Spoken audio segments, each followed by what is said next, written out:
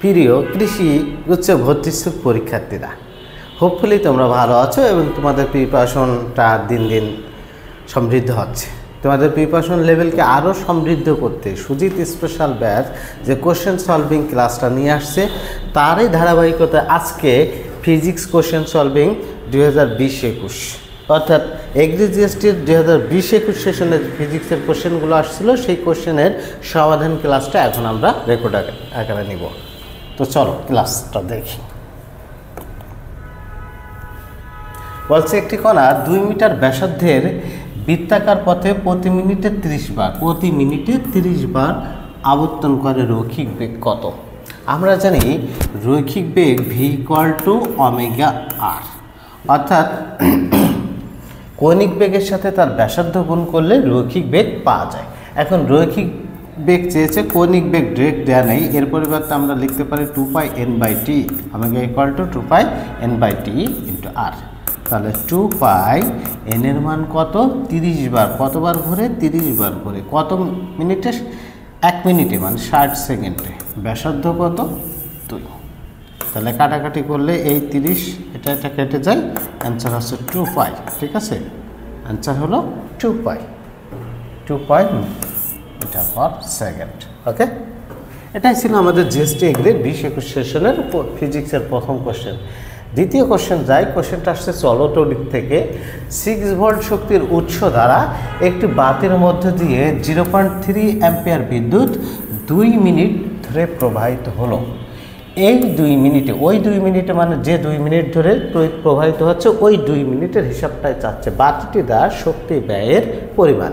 আমি যতদিনই question solve করছি ততদিনই বলছি চলতড়িতের পাওয়ারের অঙ্কগুলো, পাওয়ার সেক্টরের অঙ্কগুলো খুবই গুরুত্বপূর্ণ। তো দেখতেই পাচ্ছ প্রত্যেকটা বারই পাওয়ার থেকে কোশ্চেন আসছে। তো শক্তি ব্যয়ের পরিমাণ, শক্তি W/= কী দেওয়া আছে? ভি আছে, হ্যাঁ, ভি আছে, আই আছে, টি, তার মানে VIT লিখতে পারি। ভি কত ভোল্ট? 6 ভোল্ট। তড়িৎ প্রবাহ 0.3, সময় কত? 2 মিনিট, তাহলে 2 × 60। ওকে, এটার জন্য যদি 10 দিই,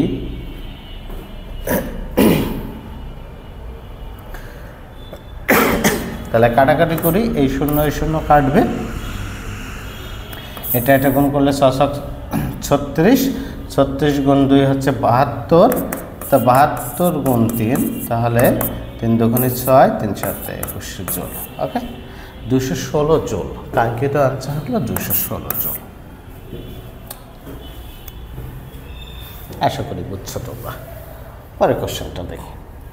বলছে একটি সরল দোলকের দৈর্ঘ্য অপরটির দ্বিগুণ। একটি সরল দোলকের দৈর্ঘ্য হচ্ছে অপরটির দ্বিগুণ। দ্বিতীয় সরল দোলকের 3 সেকেন্ড হলে দ্বিতীয় সরল দোলকের দৈর্ঘ্য, হ্যাঁ সরি দোলনকাল, এটা হবে দ্বিতীয় সরল দোলকের দোলনকাল। এখানে হচ্ছে দোলনকাল 3 সেকেন্ড হলে প্রথমটির দোলনকাল কত? এটাই জিজ্ঞাসা করছে। হ্যাঁ, তো চলো আমরা জানি দোলনকালটি = 2π√L/g। এখান থেকে বলতে পারি টি এর সাথে এল এর সম্পর্ক হচ্ছে বর্গমূলের সমানুপাতিক। তো প্রথমটির দোলনকাল চেয়েছে, তাহলে T1/T2 = আমরা লিখতে পারি L1/L2। এখন দেখো এখানে মান কি বলে? একটি সরল দোলকের দৈর্ঘ্য অপরটির দ্বিগুণ। আমরা সচরাচর ধরে কি একটি আগে ধরি, অপরটি দ্বিগুণ বললে অপরটি তার 2x ধরে নেই, কিন্তু এখানে বলছে একটির দৈর্ঘ্য অপরটির দ্বিগুণ, তাহলে অপরটি যদি L ধরি এটা হবে 2L। ঠিক আছে, তার মানে দ্বিতীয়টা হচ্ছে L আর এটা হচ্ছে 2L। L কাটা যায়, তারপর √2 গুণ T1 = √2 মানে কত? 1.41 × T2 এর মান হচ্ছে 3 সেকেন্ড। তো 3 × 3, 3 × 4 = 12, 2 হাতে 1 4, তাহলে 4.23। তো 4.23 বা 24 একটা দাগানোই যায়, কোনো সমস্যা নেই, 4.24 সেকেন্ড। আচ্ছা, বলছি একটি পদার্থের তাপ প্রয়োগ করার পরেও তাপমাত্রার পরিবর্তন হয়নি। একটা পদার্থ যার তাপ প্রয়োগ করছি কিন্তু তাপমাত্রার কোনো চেঞ্জ নাই, কি কারণে হতে পারে সেটা, বা কী ধরনের পদার্থের ক্ষেত্রে হতে পারে? বলছে নিচের কোন উক্তিটি এই ঘটনার উপযুক্ত ব্যাখ্যা প্রদান করে? পদার্থটি অবশ্যই গ্যাসীয়। হ্যাঁ, গ্যাসীয় পদার্থ হলে তাপ প্রয়োগ করলে তাপমাত্রার পরিবর্তন হতেই পারে, না হওয়ার তো কোনো কিছু নাই। পদার্থটির দশা, হ্যাঁ এটা উত্তর হবে। আর এটা কেন হবে না? পদার্থটির তাপীয় বৈশিষ্ট্য ব্যতিক্রমধর্মী, না এটা হতে পারবে না। চারপাশের পরিবেশের তুলনায় পদার্থের তাপমাত্রা কম, তাপমাত্রা কম হলে শোষণ বা বর্জন যে কোনো একটা হতেই পারে। তাহলে একটি পদার্থের তাপ প্রয়োগ করার পর তাপমাত্রার পরিবর্তন ঘটবে না, পদার্থের দশা, পদার্থটির কি দশা। ওকে, পরে কোশ্চেনটা দেখি। 5 নম্বর কোশ্চেন বলছে একটি কাঠের খণ্ডকে আনুভূমিকের সাথে 60 ডিগ্রি কোণে 200 নিউটন বল দ্বারা টানা হচ্ছে। বস্তুটির আনুভূমিক দিকে কার্যকর বল কত? কাঠের খণ্ডকে কত নিউটন? 200 নিউটন বল দ্বারা 60 ডিগ্রি কোণে টানা হচ্ছে।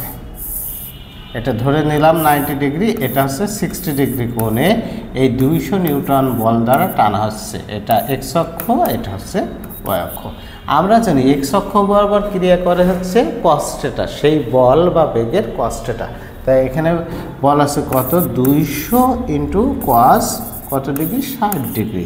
তাহলে 200 কস 60 ডিগ্রির মান হচ্ছে হাফ, আলটিমেটলি অ্যান্সার হচ্ছে 100। কার্যকর বল হচ্ছে 100 নিউটন, 100 নিউটন বল। ওকে, আণবিক উপাংশ চাইছে, আণবিক মানে তার কস থিটার মান।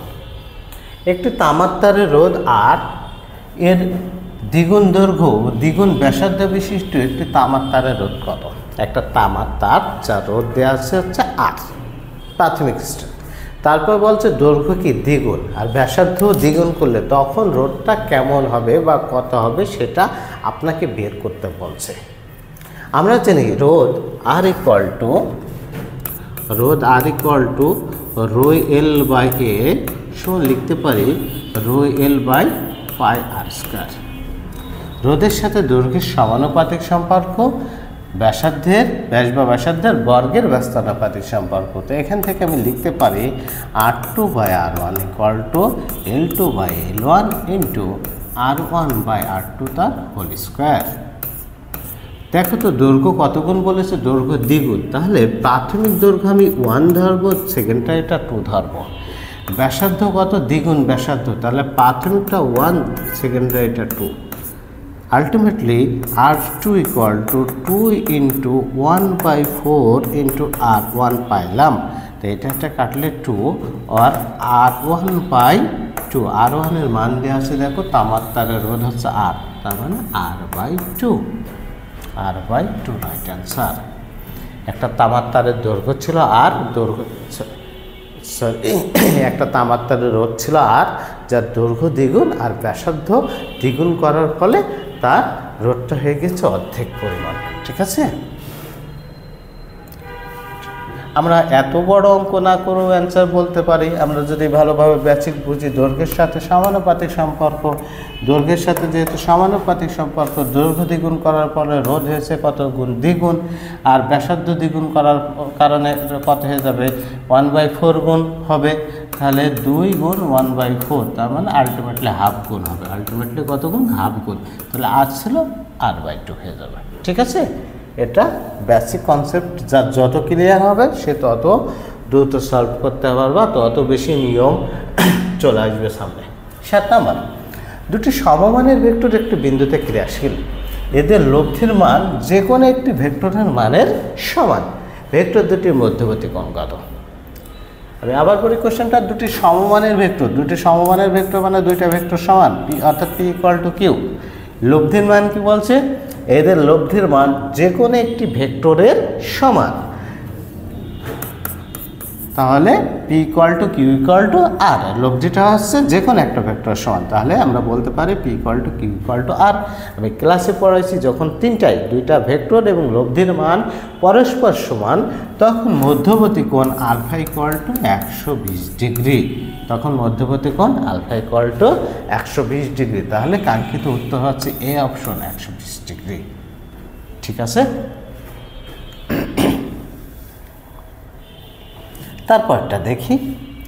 দুইটি বলের লব্ধির মান মানে আর এর মান, হ্যাঁ 40 নিউটন। বল দুটির মধ্যে ছোট বলটার মান 30 নিউটন। ছোট বলটার মান 30 নিউটন, ধরে নিলাম এটা পি।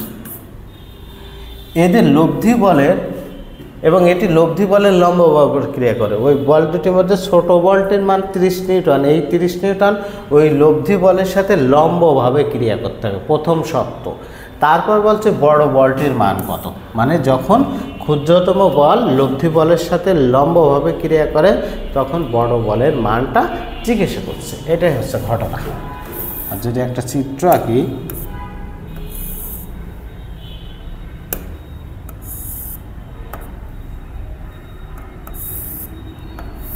ধরে নিলাম এটা সমকোণী ত্রিভুজ, আঁকা হয় না আমার, হ্যাঁ। তারপর এটা হচ্ছে আর, এটা হচ্ছে পি, এটা হচ্ছে কিউ। আর সমান 40 নিউটন দেওয়া আছে আর পি সমান 30 নিউটন দেওয়া আছে। কিউ সমান জিজ্ঞাসা করছে, ঠিক আছে, কিউ সমান জিজ্ঞাসা করছে। তাহলে যেহেতু সমকোণী ত্রিভুজ আমরা বলতে পারি কিউ স্কোয়ার সমান রুট ওভার কিউ সমান root over P square plus R square. P এর মান কত? পি এর মান হচ্ছে 30 স্কোয়ার, আর এর মান হচ্ছে 40 স্কোয়ার, আলটিমেটলি হবে হচ্ছে 50 নিউটন। ঠিক আছে, ঠিক আছে কি? এটা অনেকভাবে বলা যায়। আবার অন্যভাবে বলতে গেলে লব্ধি যখন ক্ষুদ্রতম বলের সাথে সমকোণ উৎপন্ন করে, লব্ধি ক্ষুদ্রতম বলের সাথে সমকোণ উৎপন্ন করলে কিউ স্কোয়ার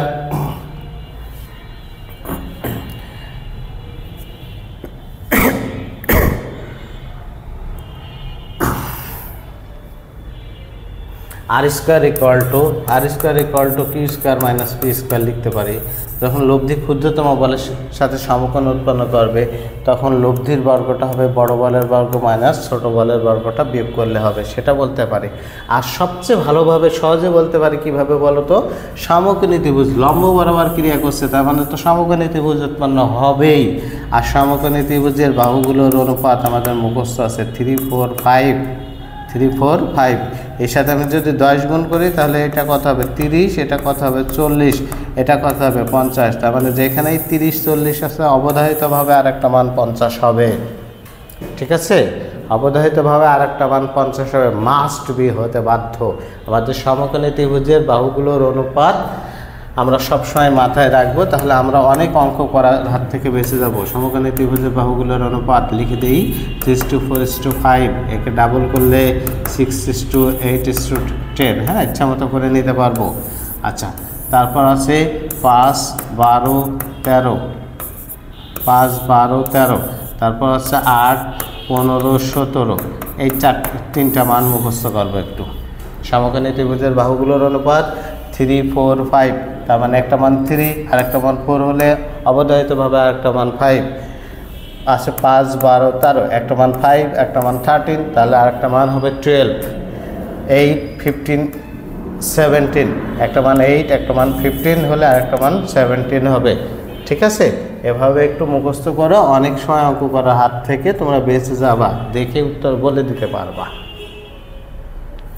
9 নম্বর, একটু বৈদ্যুতিক পাখা সুইচ অন করলে 10 বার পূর্ণ ঘূর্ণন। কতবার?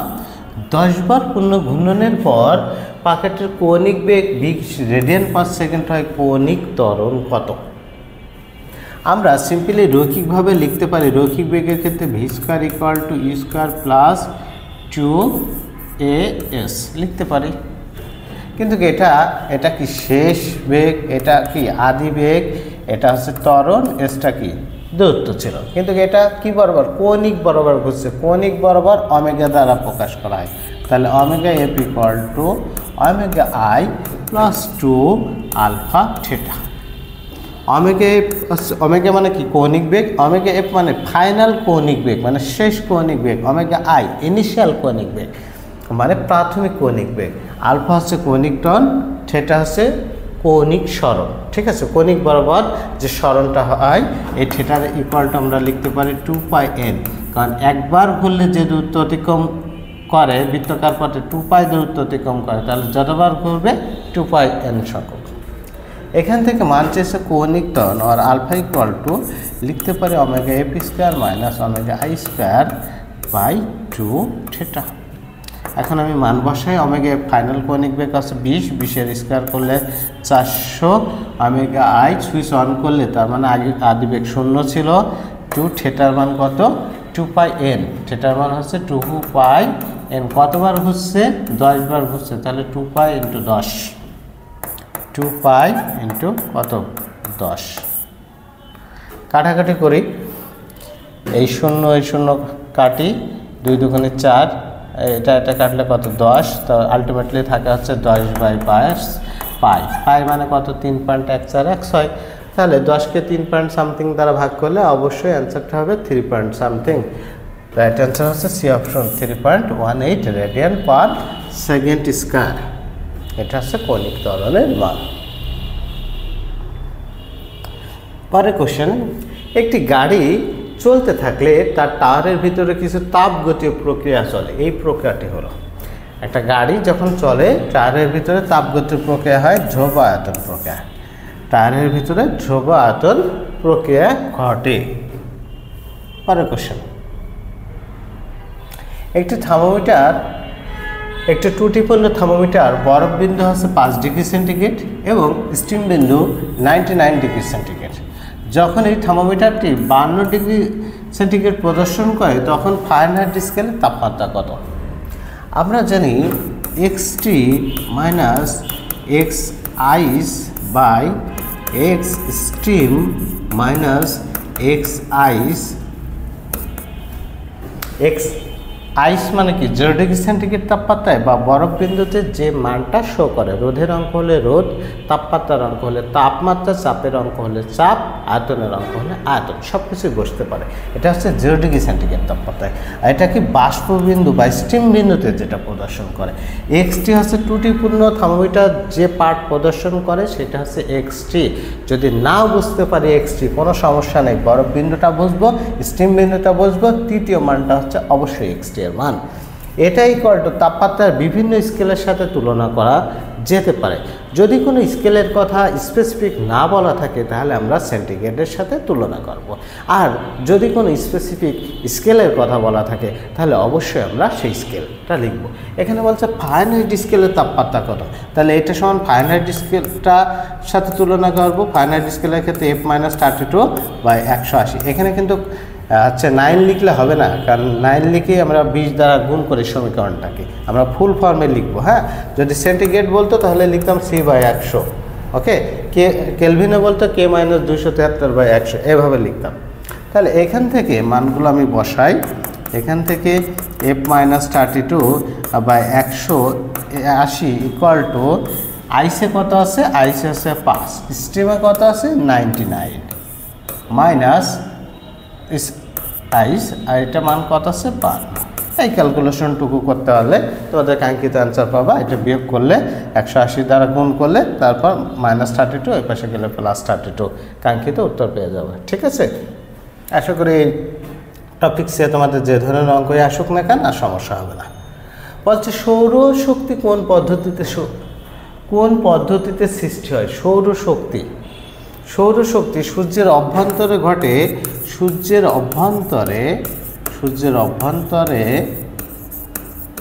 নিউক্লিয় ফিউশন বিক্রিয়া ঘটে। সূর্যের অভ্যন্তরে কি বিক্রিয়া ঘটে? সূর্যের অভ্যন্তরে নিউক্লিয় ফিউশন বিক্রিয়া ঘটে। এ কারণে সৌরশক্তি কোন পদ্ধতিতে তৈরি হবে? নিউক্লিয় ফিউশন পদ্ধতিতে তৈরি হবে। সূর্যের ভিতরে যেহেতু ফিউশন বিক্রিয়া ঘটে তাহলে শক্তি উৎপন্ন হয় ফিউশন পদ্ধতিতে।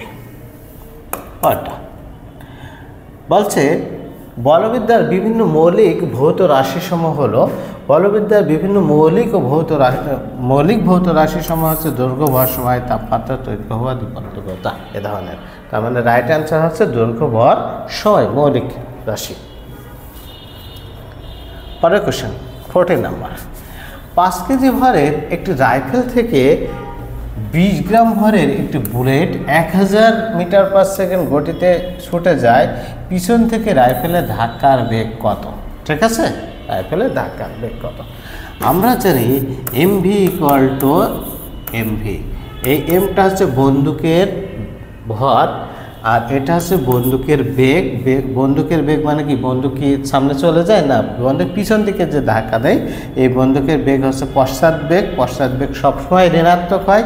এখানে আসলে ম্যাথমেটিক্যালে ঋণাত্মক থাকবে, তা আমরা অঙ্ক করার সময় মাইনাস টাইনাস এনে ঝামেলা করবো না। পশ্চাৎ বেগ মানে মাইনাস থাকে, সে মাইনাস এমনিতেই ক্যান্সেল করে দেওয়া হয়, আমরা অঙ্ক করার সময় কোনো মাইনাস আনবো না।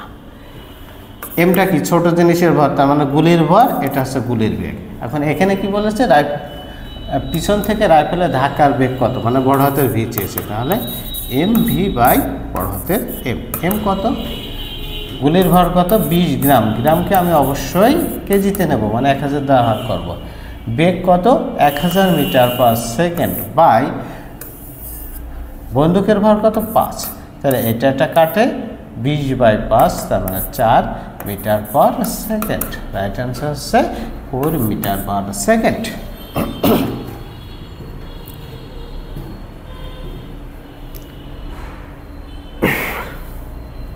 পরের কোশ্চেন, 1 কেজি ভরে একটি তেজস্ক্রিয় মৌলের একটি বস্তুর মধ্যে 48 দিন পর ওই মৌলের মাত্র 0.25 কেজি পাওয়া যায়, মৌলের অধ্যায় কত?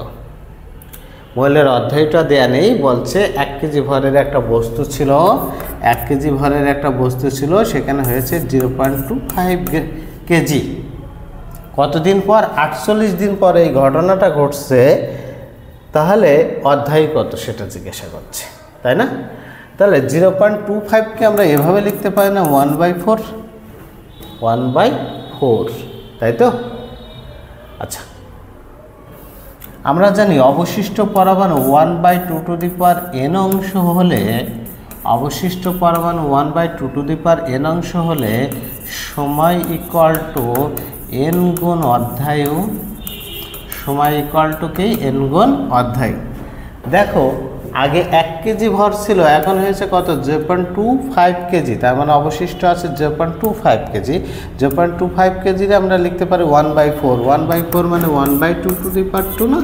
তাহলে এটা n এর মান না, n এর মান হচ্ছে কত 2, সময় দেওয়া আছে কত 48, n এর মান 2, অধ্যায়ু তো বেরিয়ে হয়ে গেছে, তাহলে 48কে 2 দ্বারা ভাগ করলে অধ্যায়ু পাবো কত দিন, 24 দিন। রাইট অ্যান্সার হলো 24, ঠিক আছে? অধ্যায় হচ্ছে 24 দিন। ওকে, পরের কোশ্চেন, দুইটি সুশলাকার কম্পাঙ্ক যথাক্রমে 128 হার্জ ও 384 হার্জ, বায়ুতে শলাকা দুইটি হতে সৃষ্ট তরঙ্গ দৈর্ঘ্যের অনুপাত কত? আচ্ছা, আমরা জানি শব্দের বেগ v = f ল্যামডা। এখান থেকে আমরা দেখলাম f হচ্ছে কম্পাঙ্ক, ল্যামডা তরঙ্গ দৈর্ঘ্য, পরস্পর ব্যস্ত আনুপাতিক সম্পর্ক। f এবং ল্যামডার মধ্যে পরস্পর কি সম্পর্ক? ব্যস্ত আনুপাতিক সম্পর্ক। তরঙ্গ দৈর্ঘ্য এবং f এর মধ্যে সম্পর্ক ব্যস্ত আনুপাতিক। তাহলে এখানে তরঙ্গ দৈর্ঘ্যের অনুপাত চেয়েছে, কম্পাঙ্কের অনুপাতটা জাস্ট উল্টায় দিলেই হয়ে যাবে।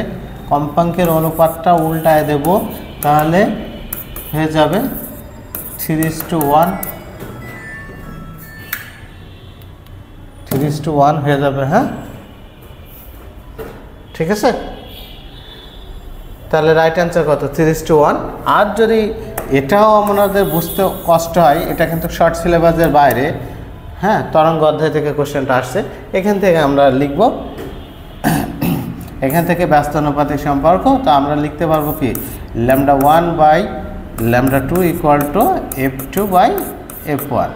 f2 এর মান কত 384, আর এটা কত 128, তার মানে 3/1, 3:1, ঠিক আছে? ওকে, পরেরটা, একটি গাড়ি 10 মিটার পার সেকেন্ড আদিবেগ নিয়ে সমতলে একটি সোজা রাস্তা বরাবর চলছে।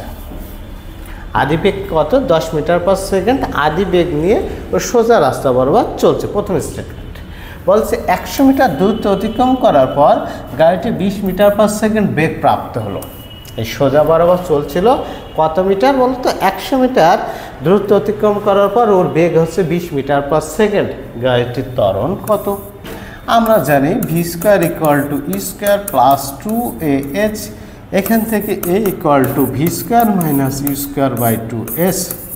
ভি কত বলো তো? 20। ভি হচ্ছে 20 মিটার পার সেকেন্ড, তো তার স্কোয়ার করলে হচ্ছে 400। ইউ কত? 10, তার স্কোয়ার করলে 100/2s। এস কত? এস হচ্ছে 100 মিটার, 100। তাহলে এখানে আসে কত? আমি এখানে লিখলাম বিয়োগ করলে হচ্ছে 300/2 গুণ 100, তাহলে এই শূন্য কেটে যাচ্ছে, 3/2, 3/2 মানে কত, 1 মিটার/2 সেকেন্ড। এটাই হচ্ছে কাঙ্ক্ষিত ত্বরণ। এই ত্বরণে যাচ্ছিল বস্তুটা, যে ইনফরমেশন দেওয়া ছিল। পরেরটা, একটি রাইফেলের গুলি একটি তক্তাকে ভেদ করতে পারে। একটা রাইফেলের গুলি একটা তক্তাকে ভেদ করতে পারবে, প্রথম স্টেটমেন্ট। তারপর বলছে বুলেটের গতি যদি 3 গুণ করা হয়, ওই গুলির বেগ যদি 3 গুণ করা হয়, তাহলে বুলেটটি কয়টি তক্তা ভেদ করতে পারবে। একটা রাইফেলের গুলি সিম্পলি একটা তক্তাকে ভেদ করতে পারছিল, কিন্তু গুলির বেগ যখন 3 গুণ করব তখন এরূপ কয়টি তক্তা ভেদ করবে, এটাই হচ্ছে কোশ্চেন। আমরা জানি ভেদকৃত তক্তার সংখ্যা সমান ভেদকৃত তক্তার সংখ্যা সমান বেগ স্কয়ার। ঠিক আছে, বেগ স্কয়ার। ভেদকৃত তক্তার সংখ্যা সমান বেগ স্কয়ার। বেগ কত গুণ করা হচ্ছে, 3 গুণ করা হচ্ছে, তাহলে 3 স্কয়ার মানে 9টি তক্তা ভেদ করতে পারবে। কয়টি তক্তা ভাই বলো, 9টি তক্তা ভেদ করতে পারবে। রাইট অ্যান্সার হচ্ছে 9। রাইট অ্যান্সার হলো 9, 9টি তক্তা ভেদ করতে পারবে, কোনো অসুবিধা নাই। পরের কোশ্চেনটা দেখি। আচ্ছা, কোশ্চেনটা আসছে জ্যামিতিক আলোক বিজ্ঞান থেকে, যেটা শর্ট সিলেবাসে আমাদের ছিল না, এ কারণে আমাদের দেখে কষ্ট মনে হবে, কঠিন মনে হবে, কিন্তু ব্যাপারটা এত কঠিন না।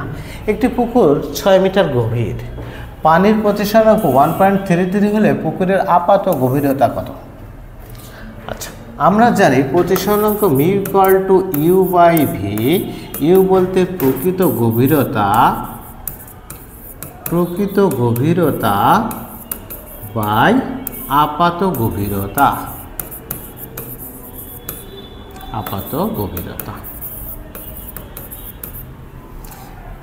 এখানে চেয়েছে আপাত গভীরতা, আর আপাত গভীরতা ইকুয়াল টু প্রকৃত গভীরতা u/মিউ। ইউ কত দেখো তো, ইউ এর মান প্রকৃত গভীরতা হচ্ছে 6, মিউ হচ্ছে 1.33। 1.33 আমরা 4/3 লিখবো। ঠিক আছে, 1.3 4/3 লিখবো, ক্যালকুলেশনের সুবিধা হবে। আর 2 দিয়ে কাটলে এটা হচ্ছে 2, এটা হচ্ছে 3, তার মানে 9/2 মানে হচ্ছে 4.5 অ্যান্সার। তাহলে অ্যান্সার হবে 4.51 ফিট। ঠিক আছে। আচ্ছা, এটা একটু কথা বলি যে প্রতিসরাঙ্ক মিউ ইকুয়াল টু আমরা পাইলাম u/v। ইউ মানে প্রকৃত গভীরতা, ভি আপাত গভীরতা। প্রকৃত গভীরতা জিনিসটা কি দেখো, কোশ্চেনে প্রথমে বলছে একটি পুকুর 6 ফুট গভীর, তার মানে ওইটা পুকুরটার গভীরতা কত, 6 ফুট। আর তোমার কাছে উপর থেকে দেখলে যেটা মনে হবে সেটা হচ্ছে আপাত গভীরতা। একটা গ্লাসে পানি আছে, ওই গ্লাসের একটা উচ্চতা বা গভীরতা আছে, কিন্তু তুমি উপর থেকে দেখছো যে গ্লাসটা স্বচ্ছ গ্লাস যদি হয় পানির লেভেলটা একটু উপরে আসে না, ওই যে উপরে থাকছে না যে দূরত্বটা, যে উচ্চতাটা, ওইটা হচ্ছে আপাত গভীরতা। আর ওই টোটাল গ্লাসের যে গভীরতা সেটা হচ্ছে প্রকৃত গভীরতা। এটাই হচ্ছে মেইনলি কনসেপ্টটা ছিল। ঠিক আছে। আচ্ছা, তারপরে কোশ্চেন, এটাও জ্যামিতিক আলোক বিজ্ঞান থেকে কোশ্চেনটা আসছে। একটি সমবাহু প্রিজমের প্রতিসরাঙ্ক √2 হলে ন্যূনতম বিচ্যুতি কত? দেখো, যখনই শর্ট সিলেবাসের বাইরে থেকে কোশ্চেন আসে তখনই কোশ্চেনগুলো একদম সহজ থাকে, এবং বইয়ের বোল্ড হরফের কোশ্চেন, প্রিভিয়াস ইয়ারের সবচেয়ে সহজ কোশ্চেন এবং মোস্ট কমন কোশ্চেনগুলো উঠায় দেয়। তোমরা জিএসটি এগ্রির জন্য আমরা যে ধারাবাহিকভাবে অধ্যায়ভিত্তিক ক্লাস দেবো, সেখানে শর্ট সিলেবাসের বাইরের অধ্যায়গুলোর ক্লাসগুলো দেখে নিলে আমার মনে হয় তোমাদের শর্ট সিলেবাসের বাইরের অধ্যায়গুলো কাভার হয়ে যাবে। তো এই কোশ্চেন বলছে সমবাহু ত্রিভুজের, আচ্ছা আমরা একটা শর্টকাট মুখস্থ করব, এই মুখস্থ দিয়ে আমাদের অ্যান্সার হয়ে যাবে। সমবাহু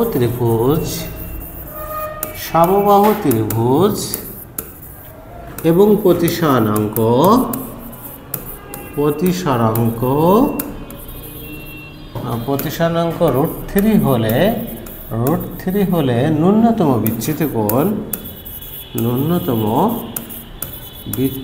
কোণ 60 ডিগ্রি। তারপর লিখবো ডট দিয়ে সমবাহু ত্রিভুজ এবং প্রতিসরাঙ্ক √2 হলে ন্যূনতম বিচ্যুতি কোণ হবে 30 ডিগ্রি। এই দুইটা তথ্য মুখস্থ করব, এর রিলেটেড সকল অঙ্কর অ্যান্সার এই হয়। যখন বলবে অনেকবার করে আসছে, তোমরা বই খুলে দেখো 10-15 এটা মনে হয় 10-12 বার করে আসছে কোশ্চেন দুইটা। সমবাহু ত্রিভুজ এবং প্রতিসরাঙ্ক যখন √3 দেওয়া থাকবে তখন ন্যূনতম বিচ্যুতি কোণ হবে 60 ডিগ্রি। ন্যূনতম বিচ্যুতি কোণ হবে কত ডিগ্রি ভাই? 60 ডিগ্রি √3-এর জন্য। আর এটা ছোট মান, মনে রাখবা এটা √3 ছোট মান, তার মানে কোণটা ছোট, √2-এর জন্য হবে 30 ডিগ্রি। এখন এখানে বলছে সমবাহু ত্রিভুজ এবং প্রতিসরাঙ্ক কত? √2, তাহলে ন্যূনতম বিচ্যুতি কোণ হবে 30 ডিগ্রি। এটাই হচ্ছে কাঙ্ক্ষিত উত্তর। আচ্ছা, ইতিমধ্যেই আমরা 2020-21 সেশনের ফিজিক্সের কোশ্চেনটা সলভিংটা দেখলাম। তো সবাইকে শুভকামনা জানিয়ে আজকের ক্লাসটা শেষ করছি। সবাই ভালো থাকো, ভালো করে প্রিপারেশন নাও।